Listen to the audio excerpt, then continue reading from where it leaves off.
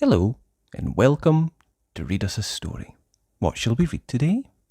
How about Mr. Daydream by Roger Hargreaves?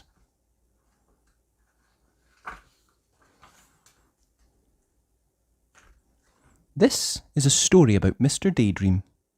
You know what he looks like, don't you? Because you've seen his picture on the front of this book. It's also a story about a little boy called Jack. And you don't know what he looks like. So here's a picture of him.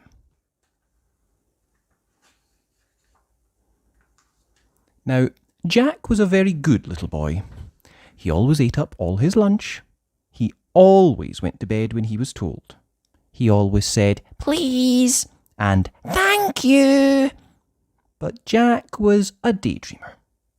Whenever he was supposed to be thinking about something, he found himself thinking about something else. Daydreaming.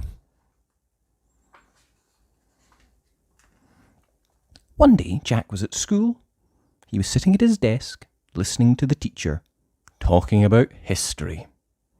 It was a very warm day, and Jack was glad he was sitting at the back of the classroom, next to the open window.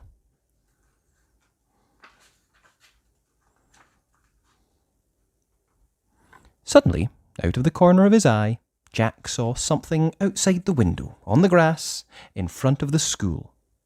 Something blue. It was small, cloud-shaped figure. Jack couldn't believe his eyes. The figure looked at Jack, looking at him, smiled and waved. Jack looked at his teacher, who was still talking. Then he got up quietly, ever so quietly, and slipped out of the open window. He crossed the grass to the strange-looking cloud-shaped figure. "Hello," he said. "Who are you?" "I'm Mr. Daydream," said the figure. "What's your name?" "Jack," said Jack.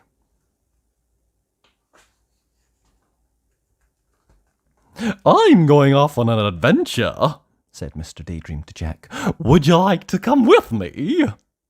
"Oh, yes, please," replied Jack. "Very well, then," said Mr. Daydream, and, putting 2 fingers in his mouth, he let out the loudest whistle Jack had ever heard in his whole life. A huge bird swooped down out of the sky and landed beside Jack and Mr. Daydream. "Come on," said Mr. Daydream to Jack, and climbed onto the bird's back. Jack climbed on too. It really was an enormous bird, and there was plenty of room for both of them. "Hold on," said Mr. Daydream.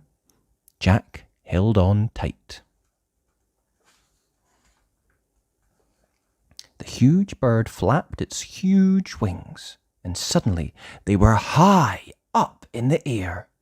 They flew faster and faster over the countryside. They flew over fields and farms and towns and hills and trees and valleys until they were far, far away from Jack's school.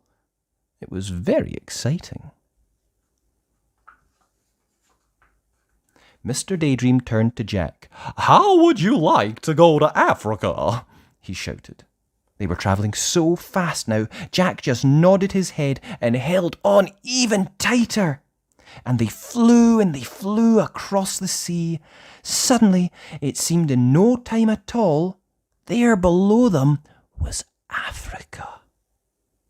The bird landed in a jungle clearing, and Jack and Mr. Daydream climbed off the bird's back. It was very hot.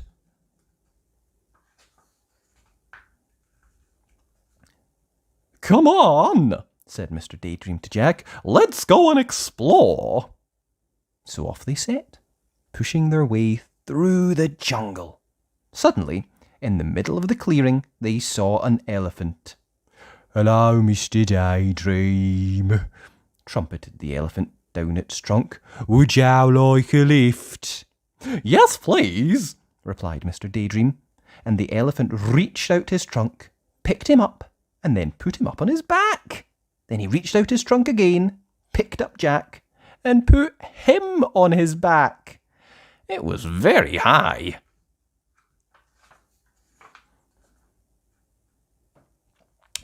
The elephant carried them through the jungle until they came to a river. Then he set them down on the ground, said goodbye, and went off back into the jungle. How are we going to cross the river? Jack asked Mr. Daydream. Perhaps I can be of assistance, wheezed a particularly oily voice coming from the river. They looked, and there was a crocodile. Use my back as a bridge, suggested the crocodile. It was very helpful. They were halfway across the river on the crocodile's back when the crocodile grinned a rather nasty grin. All teeth and no smile. Then, flicking his enormous tail and shooting Jack and Mr. Daydream up in the air, the crocodile opened his horribly large mouth and waited. It was very frightening. Oh dear, gasped Jack as he looked down at that enormous mouthful of teeth. Oh dear, oh help! Mr. Daydream, upside down beside him, put 2 fingers in his mouth and let out that very large whistle of his. Suddenly, just as the crocodile's mouth was about to go snap, the big bird swooped down out of the sky. Mr. Daydream and Jack landed right on the bird's back. Phew, said Jack. Bother, said the crocodile. Well, I promised you an adventure, didn't I?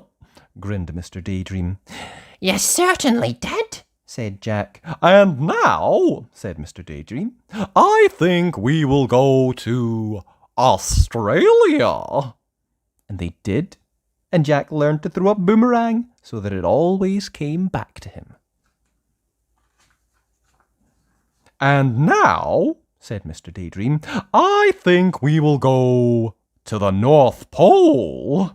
And they did, and Mr. Daydream fell right up to his middle in a snowdrift.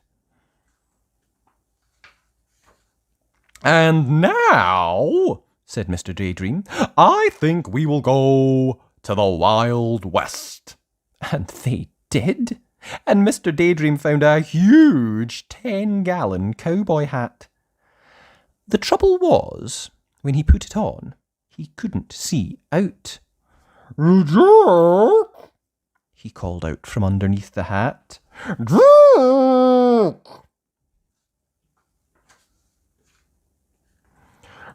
Jack! Suddenly, Jack realised that it wasn't Mr. Daydream saying his name. It was his teacher. And Jack wasn't in the Wild West. He was sitting at his school desk. Jack, said the teacher again. You've been daydreaming. It was true. He had. But you know something? Daydreaming is more fun than history. And that was Mr. Daydream by Roger Hargreaves. Hope you enjoyed that. If you did, be sure and like the video. And remember, you can always subscribe to the channel at Read Us a Story. Thanks. Bye!